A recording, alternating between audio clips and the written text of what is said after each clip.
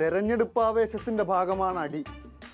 അടിയില്ലാത്ത തെരഞ്ഞെടുപ്പ് ആറാട്ടണ്ണനില്ലാത്ത first show പോലെയാണ്.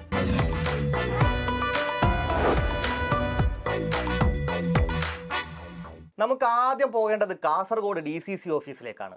എന്ത് സ്വസ്ഥമായ ഓഫീസാണ് ദാ കാണുന്നത്.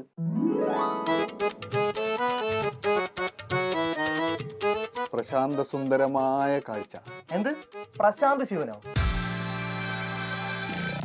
പ്രശാന്ത് ശിവനല്ല, എന്ത് പ്രശാന്ത സുന്ദരമായ കാഴ്ചയാണ്. ഓ അങ്ങനെ. പ്രശാന്ത് ശിവൻ അവിടെ നിൽക്കട്ടെ. ആദ്യം കാസർഗോഡ് DCCയിലെ പ്രശ്നം ഒന്ന് തീർത്തിട്ട് നമുക്ക് വരാം. DCC ഓഫീസിന് മുന്നിൽ ഒരാൾക്കൂട്ടം. അത് അവര് സ്നേഹത്തോടെ ചേർന്ന് നിൽക്കുന്നതായിരിക്കും.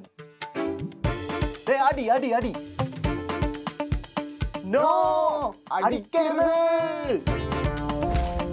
അടിച്ചു. എന്താ ചെയ്യാ? ഇതാരാ ഈ തമ്മിലടിച്ചോണ്ടിരിക്കണേ?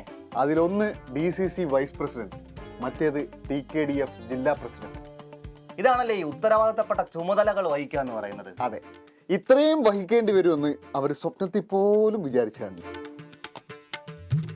വല്ലാത്ത കടുപ്പം തന്നെ. അതെ.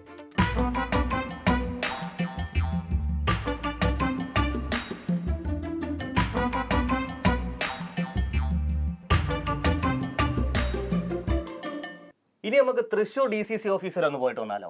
ഓ, അവിടെ എന്താ ആൾക്കൂട്ടം? പ്രസിഡന്റിനെ കാണാൻ വന്നവരായിരിക്കും. ഒരു സമയം ഇത്രയും പേര് പ്രസിഡന്റിനെ കാണാൻ വരും? വല്ല അത്യാവശ്യം ഉണ്ടാവുമായിരിക്കും. തൃശൂർ DCC ഓഫീസിൽ DCC പ്രസിഡന്റ് ജോസഫ് ടാജറ്റിനെ തടഞ്ഞുവെച്ച് പ്രതിഷേധം. അത് ശരി. അപ്പൊ ഇവരൊക്കെ പ്രസിഡന്റിനെ തല്ലാൻ വന്നതാ? തല്ലില്ലായിരിക്കും, ഒന്ന് വിരട്ടി വിട്ടാ മതി എന്ന് പറഞ്ഞാലോ. ഇനി പ്രസിഡന്റിന് എന്തെങ്കിലും പറയാനുണ്ടോ? എന്ത് പറയാൻ, എല്ലാരും ഒറ്റക്കെട്ടാണെന്നല്ലേ. UDF ഒറ്റക്കെട്ടായിട്ട് ഒരു ടീമായിട്ടാണ് പോകുന്നത്. ഇത്രയും ഒറ്റക്കെട്ടായുള്ള ഒരു ടീം വേറെ എവിടെയും കാണില്ല. ഒരുമയുണ്ടെങ്കിൽ ഒലക്കമേലും കിടക്കാം എന്നാണല്ലോ.